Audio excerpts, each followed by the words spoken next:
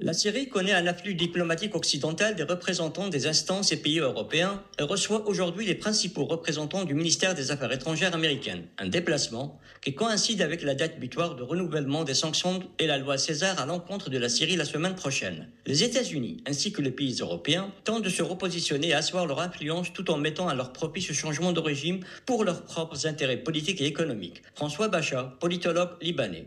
Tout d'abord, c'est lié à la levée des sanctions. Il y a donc le CISA Act. Il y a un certain nombre de sanctions qui sont toujours en place concernant la Syrie. Et il faudrait voir comment les lever. La Syrie a des besoins énormes en termes financiers pour pouvoir justement reconstruire son économie. D'autre part, il y a aussi le fait de vouloir sonder à peu près politiquement le nouveau pouvoir syrien et voir s'il n'est pas possible justement d'avoir des ouvertures dans ce sens-là. Pour les Européens, contrairement aux Américains, de gérer le dossier des réfugiés syriens. Donc on a une confluence, en fin de compte, de beaucoup d'intérêts. Les États-Unis, qui disposent d'une présence militaire de plus de 2000 hommes en Syrie, œuvrent à établir une nouvelle configuration de relations diplomatiques avec le nouveau pouvoir en place. Et ce, dans une visée affichée de maintenir sa présence dans la région. Tout d'abord, les forces américaines sont présentes dans le sud et la deuxième présence américaine était au niveau des zones kurdes. Et cette zone est une zone qui est très riche en pétrole et en ressources gazières pour le pouvoir syrien qui est en nécessité d'obtenir des devises nécessaires pour son financement.